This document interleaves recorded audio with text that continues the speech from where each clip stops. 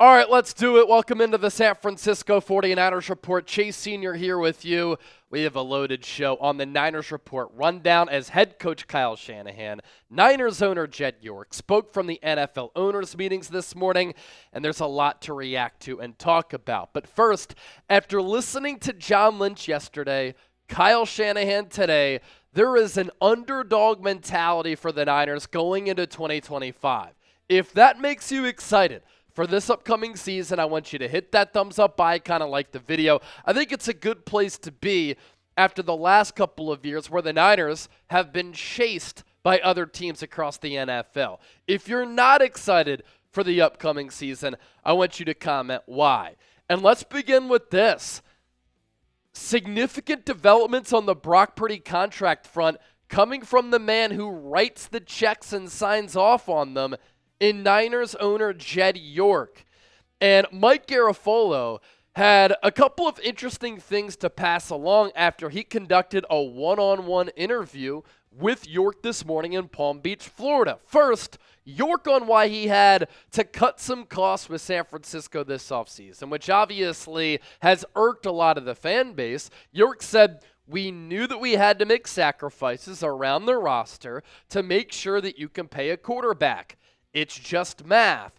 He also talked about how the Niners, being in the financial situation that they are in right now, doesn't mean that they're going to be cheap in the future. Hopefully that's the case because you can't operate in that fashion. Shoot, the Niners are worth $10 billion.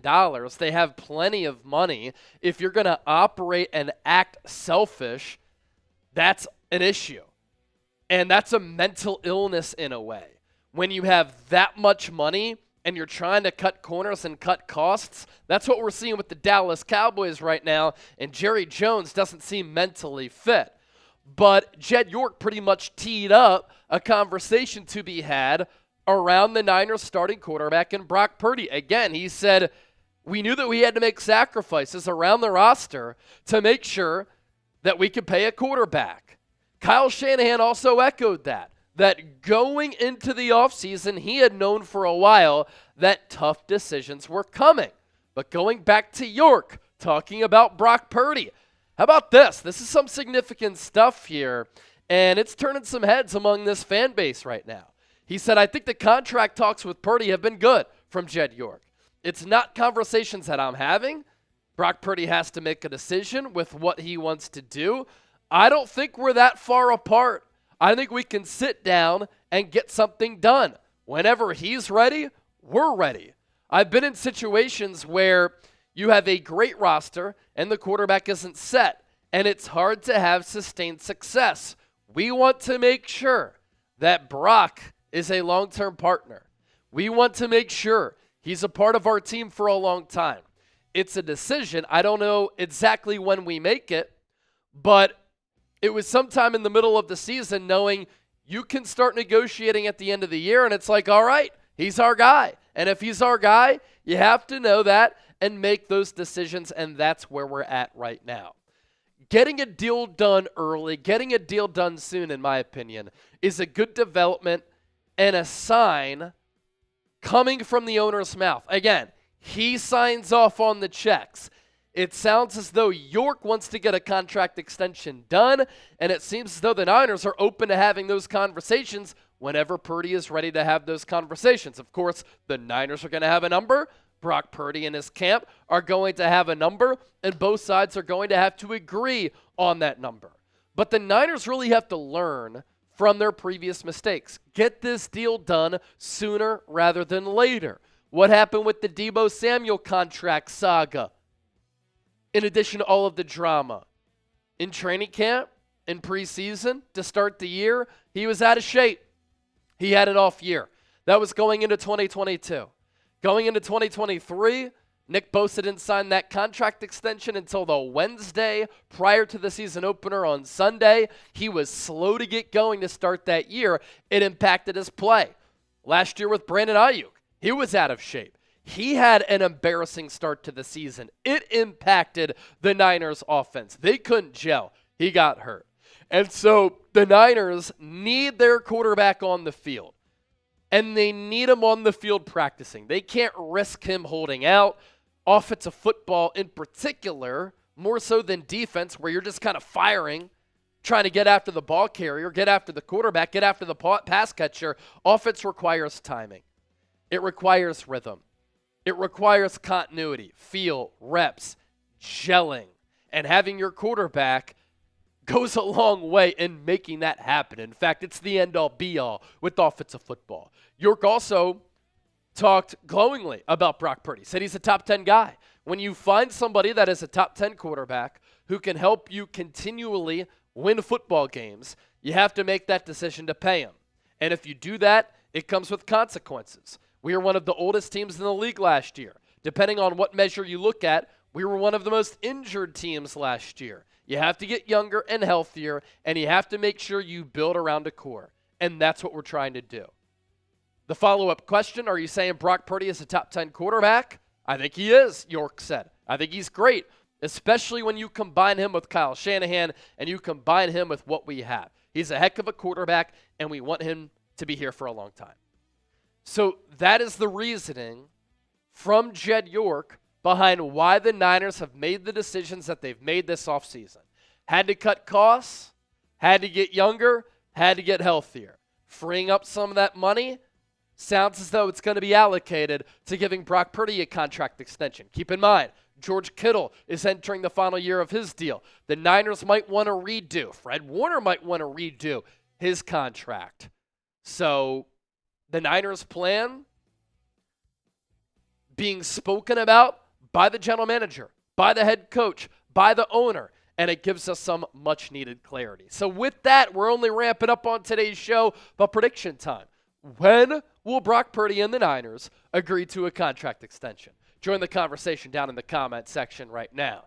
Now, coming up next, takeaways from Kyle Shanahan's media gathering from the NFL owners' meetings. He said some really intriguing, some things surprising, and head-turning things. We're going to get to that coming up here in just a moment. But first, our sponsor for today's show, our friends at Prize Picks. Daily fantasy sports made easy. The only place that you should go to play daily fantasy sports. That's why Prize Picks has more than 10 million active members, and they've given out billions of dollars in awarded winnings. It's the largest independently run daily fantasy sports app in North America, and it's daily fantasy sports made easy. You pick 2 or more players, you choose more or less on the projected stats, and you can win up to 1,000 times your money. Right now, you get $50 when you play $5. Head to prizepicks.com/CLNS. Baseball is underway, so shoot, let's do it. The Torpedo Bats, they're going crazy with the Yankees. And then Elly De La Cruz, wonderful player for the Cincinnati Reds, he used it for the first time on Monday night. He went 4 of 5, and he was popping off. So let's go Aaron Judge, more than 1.5 ribbies against Arizona. Shohei Ohtani, more than 1.5 hits, runs, and ribbies against Atlanta. The Braves are struggling out of the gate. And then Elly De La Cruz, more than 8.5 hitter fantasy score. You see how you can switch it up with all of your selections on your lineup? That's why Prize Picks is the best. Pick more, pick less. Run your game with Prize Picks. prizepicks.com/CLNS. It is daily fantasy sports made easy. To what Kyle Shanahan had to say this morning. John Lynch yesterday said, we went 6-11. It was embarrassing. We never want that to happen again. And part of what I just queued up, Kyle Shanahan saying some head-turning things, some intriguing things. Kyle Shanahan today taking ownership, looking in the mirror, but also being humble and being real. I like when Kyle Shanahan is honest. I don't like when he gets snippy. I like when he is honest about his evaluation of his own performance and the team, because sometimes you don't get that. Coaches will beat around the bush. They'll give you coach speak. But how about what Kyle Shanahan had to say? I want to get to work more now than I probably have in a long time. I can't wait until our players get back. I feel like we've been away from them for too long. Having all of January off was different. It was nice to get a little bit more rest, but I know we're itching to get back for phase 1. I think we'll have a hell of a turnout with all of our guys, just talking to them. We're ready to get back to work and find a way that we can go into week one confident as hell that we're going to win. Now, Kyle Shanahan, he alluded to it, right? They've been off since January. A little bit different from what they've been used to because they made it to a Super Bowl in 2023, made it to NFC Championship games in 2022 and in 2021. Kyle Shanahan didn't go to the NFL Combine, so I'd hope that he'd be recharged. And it's also probably a combination of him and John Lynch saying, yeah, we're embarrassed from going 6-11 last year. They could be feeling a little bit of heat and a little bit of pressure to get this organization back on track. We know that coaches are confident in their abilities. We know that coaches have egos. Coaches are excited to maximize their roster, to put them in a position to succeed, to pull all of the rabbits out of the hat, go full stop in trying to improve their respective teams. And I imagine Kyle Shanahan is very excited to do that. That's good news. What I think the bad news is that Kyle Shanahan and John Lynch seem to be content with the Niners' offensive line, and I disagree. Lynch had said on Monday, we like our right tackle in Colton McKivitz. We like our center with Jake Brendel. Kyle Shanahan likes Colton McKivitz and Jake Brendel as well. I disagree with that. I don't think they're good enough. Now, some people might say they made it to the Super Bowl with McKivitz at right tackle, Jake Brendel at center. How'd they fare against a good Kansas City Chiefs defense and defensive line? They didn't fare well enough. And if the Niners were to go up against a team like the Philadelphia Eagles, I think the Eagles could own them up front. So I think in order for them to get better, they have to improve the offensive line. The Niners don't see it that way. Of course, that's saying that going into the NFL draft. But Shanahan said, I thought Jake Brendel played well last year. When you study centers throughout the league and things like that, you watch all these guys. I think Jake's up there when it comes to his pass protection. I think Jake does protection as good as anybody in this league. I think he's always been a very good run player for us too. I think he's played at a pretty high level. I think our whole line has. Do the Niners like Jake Brendel because of his play or because he's cheap? They have said their team-building strategy, we want to invest in playmakers who score touchdowns. And they've ignored the offensive line to a certain degree. I disagree with that strategy. I think you build your teams inside out along the trenches. He added that he doesn't look at Jake Brendel competing with Matt Hennessy to be this team's starting center. So I think the Niners, given what Lynch and Shanahan have said the last 2 days, could go into 2025 with Jake Brendel at center and Colton McKivitz at right tackle. At left guard, there will be a little bit of a competition. Spencer Burford will be in the mix. Ben Barch will be competing as well. They can build through the draft. Shoot, if a good center falls to them, if a good right tackle falls to them, wouldn't be surprised if they go center right guard or center right tackle and left guard at some point in the NFL draft. But they have gaping holes along that defensive line. Back to the good news front.